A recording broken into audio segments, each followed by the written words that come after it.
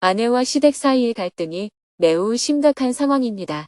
2024년 11월 16일 두북 수련원 손님들 방문. 안녕하세요. 오늘은 두북 수련원에서 손님들과 시간을 보내기로 한 날입니다. 스님은 새벽 4시에 서울을 출발하여 두북 수련원으로 향했습니다. 차로 이동하는 동안 창밖으로 날이 밝았습니다. 스님은 차 안에서 원고 교정과 업무를 보았습니다. 차로 3시간 30분을 달려 아침 7시 30분에 두북 수련원에 도착했습니다. 아침 식사를 한 후 손님들을 맞이했습니다. 스님이 미국 LA를 방문할 때마다 운전 봉사와 식사 준비를 도맡아준 이경택 거사님 부부와 필리핀 JTS 대표를 맡고 있는 노재국 거사님 부부가 함께 두북 수련원을 찾아왔습니다. 점심 식사를 함께한 후 오후에는 주변에 있는 천절리 암각화와 반고대 암각화를 둘러보고 저녁 늦은 시간까지 대화를 나누었습니다. 필리핀 JTS에서는 올해 민다나오에서 장애인 학교 5개, 원주민 학교 5개를 짓고 있는데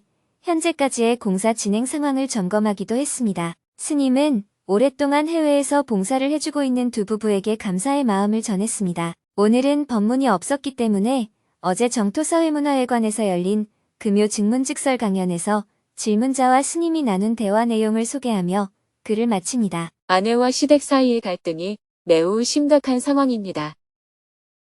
제 고민은 아내와 시댁 간의 갈등에 관한 것입니다. 저는 3년 전에 결혼했는데 지금 아내와 시댁 사이의 갈등이 매우 심각한 상황입니다.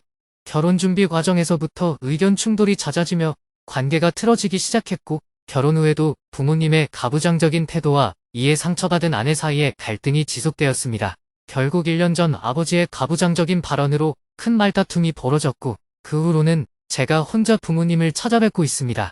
현재 양측 모두 서로에 대한 감정이 좋지 않은 상태입니다. 양쪽 다 속으로는 관계를 개선하고 싶은 마음이 있지만 선뜻 다가가서 풀기가 어려운 상황입니다. 이런 상황에서 제가 어떤 태도와 자세를 가져야 하는지 궁금합니다. 지금 질문자가 부모님과 아내 사이에서 양다리를 걸치고 있네요.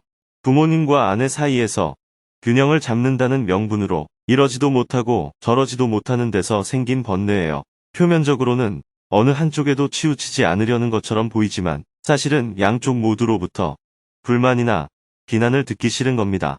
어머니께는 아내에게 빠져 부모의 말을 안 듣는다 하는 소리를 듣기 싫고 아내에게는 마마보이라는 소리를 듣기 싫어서 균형론자가 된 겁니다. 그렇게 어중간한 입장을 가지니까 고민이 생긴 것입니다. 질문자가 만약 저처럼 70대라면 그런 태도를 취하는 것이 어느 정도 이해가 될 수 있습니다. 30년 전에는 질문자처럼 행동하면 괜찮은 남자라는 소리를 들었을 겁니다. 옛날에는 부모님께는 효자 노릇을 하면서 아내에게는 믿음직한 남편이 되는 게 이상적인 모습으로 여겼습니다. 하지만 오늘날에는 이런 태도가 적절하지 않습니다.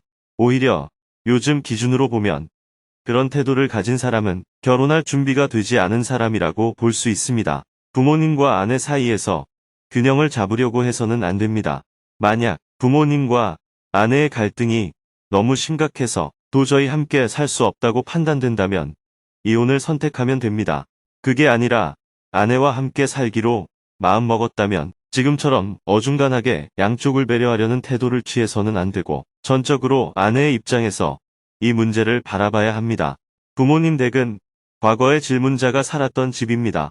질문자는 그 집의 멤버였던 시절을 지나 지금은 결혼해서 독립된 가정을 꾸렸습니다.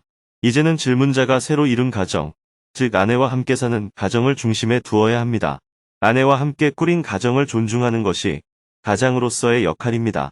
아내의 동의가 있다면 부모님과 관계를 맺는 것도 괜찮지만 아내의 동의 없이 양쪽의 균형을 맞추겠다는 태도는 올바른 자세가 아니에요. 이 문제는 질문자의 입장이 분명하지 않기 때문에 생긴 문제입니다. 지금 여기서 입장을 정리하세요. 제가 불효를 하라는 뜻에서 아내의 편에 서라고 말씀드리는 것이 아닙니다. 지금 질문자가 속한 곳은 아내와 함께 꾸린 가정이고 질문자는 그 가정의 가장입니다. 그러니 가장으로서 입장을 분명히 정립해야 합니다. 오히려 지금처럼 어중간하게 행동하다가 아내와 이혼이라도 하게 된다면 그게 더 큰 불효가 아닐까요? 아내의 입장을 중심에 두고 아내가 동의하는 범위 내에서 부모님을 대해야 합니다. 예를 들어 부모님께 용돈을 드릴 때 아내가 10만 원을 드리라고 하면 10만 원을 드리고 5만 원을 드리라고 하면 5만 원을 드리세요. 아내가 주지 말라고 하면 안 드리고 더 드리라고 하면 더 드리면 됩니다. 시댁에 가라고 하면 가고 가지 말라고 하면 가지 마세요. 이렇게 아내의 입장에 서서 분명하게 행동하면 됩니다. 이러한 태도를 3년만 유지하면 문제가 다 해결될 거예요. 그러면 아내의 마음속에 맺힌 의심이 풀릴 것이고 부모님도 질문자에 대한 집착을 내려놓게 될 겁니다. 부모님이 괜히 아들이나 며느리에게 잔소리를 했다가는 아들 얼굴도 못 보겠다. 이런 생각이 들 정도가 되어야 갈등이 해결됩니다.